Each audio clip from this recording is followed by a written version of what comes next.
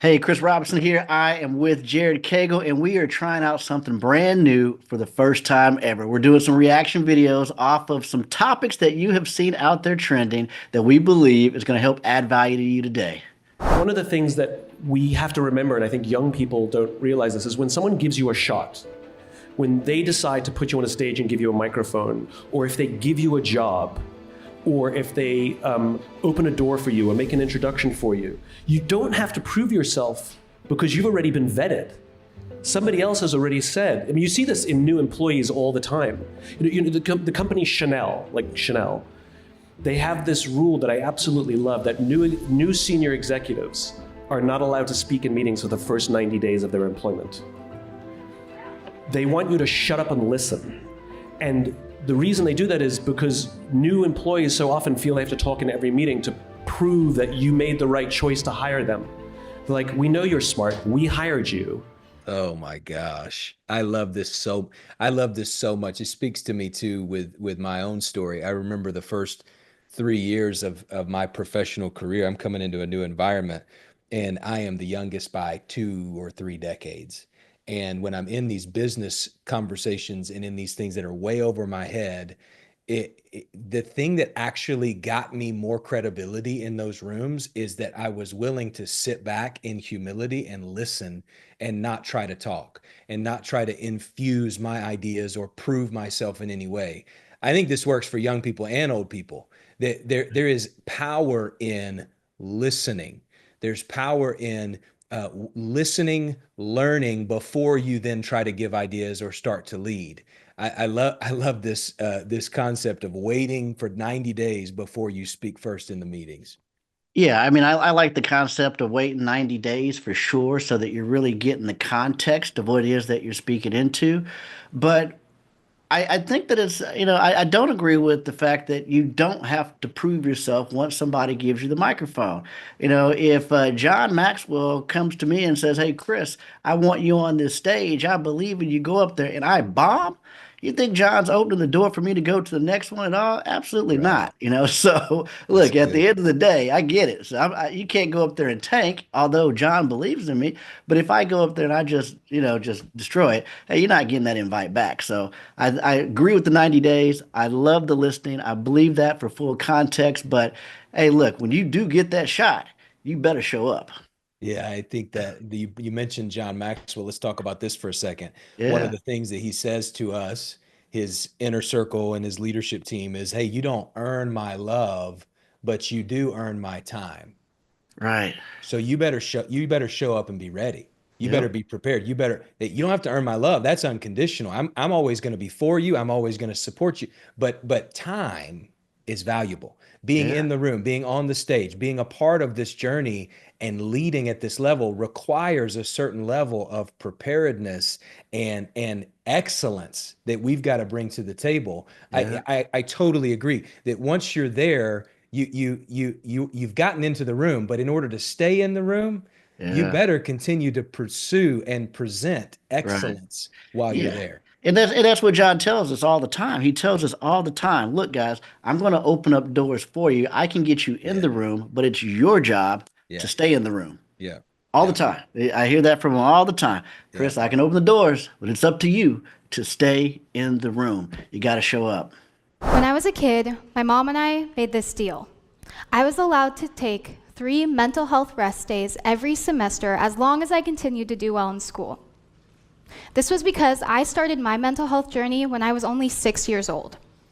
I was always what my grade school teachers would call a worrier, but later on we found out that I have trauma-induced anxiety and clinical depression. This made growing up pretty hard. I was worried about a lot of things that other kids weren't, and school got really overwhelming sometimes. This resulted in a lot of breakdowns, panic attacks. Sometimes I was super productive, and other days I couldn't get anything done. This was all happening during a time when mental health wasn't being talked about as much as it is now, especially youth mental health. Some semesters I used all of those rest days to the fullest. Others, I didn't need any at all. But the fact that they were always an option is what kept me a happy, healthy, and successful student. Yeah, I mean, I agree with her mom. I mean, if the grades are good and she needs that break and this is a issue that she's dealing with, I'm all for the breaks. But I think that you really can't make this a mass deal for every single kid available out there Right. because, you guys know I got 6 kids. All of them deal with something individual, and I can think of a couple of them that are going to say, "Hey, oh yeah, Dad, I need that mental health day," and it's Yeah, got right. nothing to do with mental health. They just don't want to go.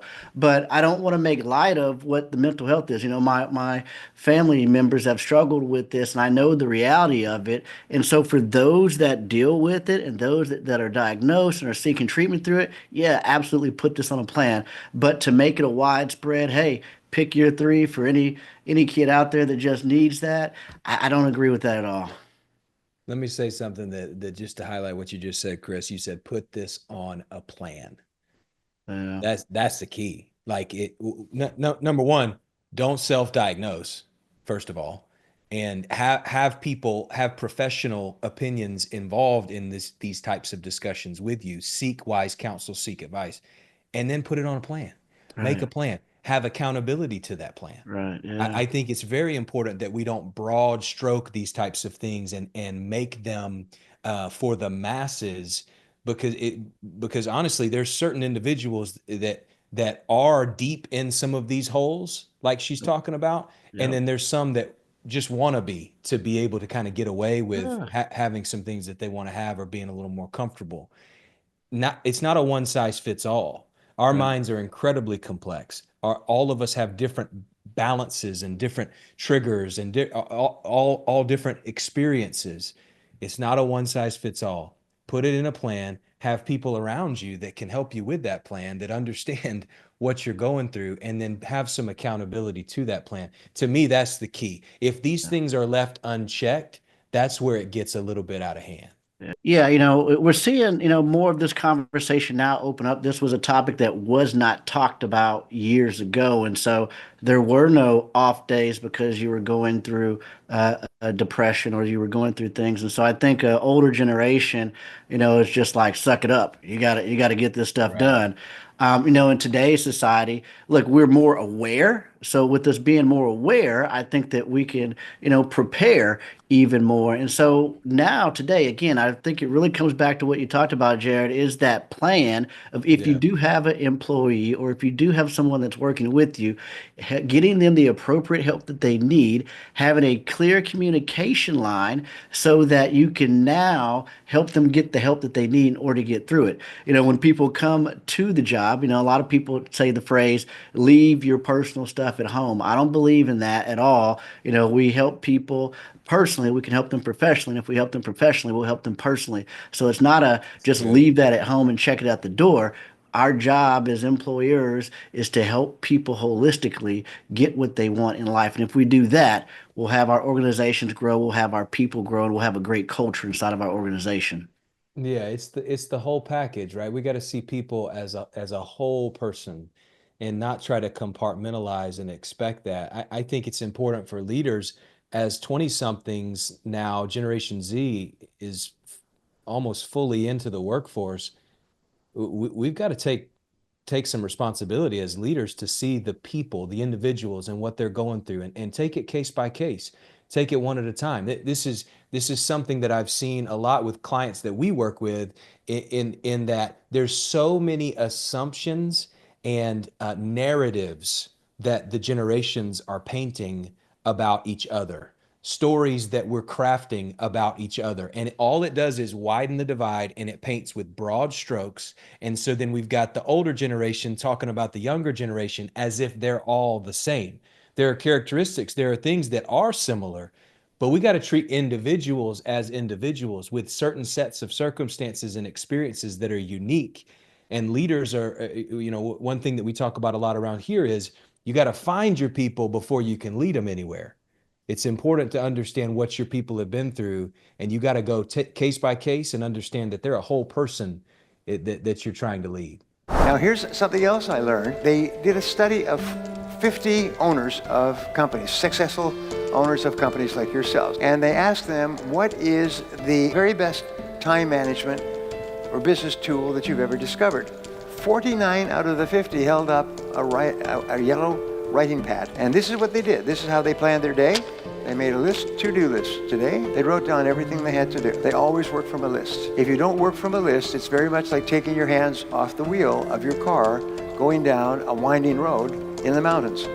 What happens is your life's going to go up and you're instantly going to start doing irrelevant and unimportant and useless things. And at the end of the day, you'll be exhausted and you'll accomplish nothing. Yeah, I love that. I mean, Jared, I love that. Brian Tracy's not wrong. For years, now it's all digitized, but for years I carried a 3x5 index card that had 5 questions on it.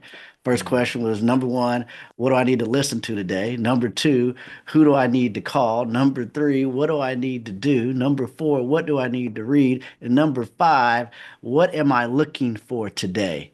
You see, because if we don't have clarity in our purpose, we can't tell an opportunity from a distraction. So I absolutely every single day would ask myself the question, what am I looking for today?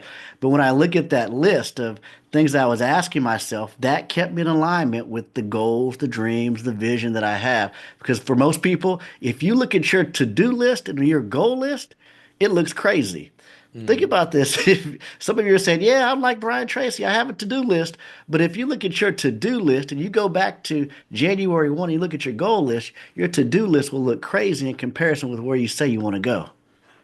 Alignment is a tricky thing. If it's left unchecked, it may be 1 degree off the first couple of days, but then 1 degree turns into miles over time. And when you think about this, when it comes to a to-do list, especially in 2025, it's like, how ancient is it to have something written on a piece of paper? But I'll speak for myself. I've got all kinds of lists on my phone and on my computer. I don't have a clue where they are because I lose them. The other day I was with John Maxwell, and he was talking to me about some things that I was continuing to bring and put in front of him as problems that I needed mentoring on and help solving. He's like, Jared, you've told me about this 3 times. Why are you still telling me about it? Well, it's not exactly what I told you last. No, Jared, why are you telling me about this again? Because what you tolerate will never change. Right.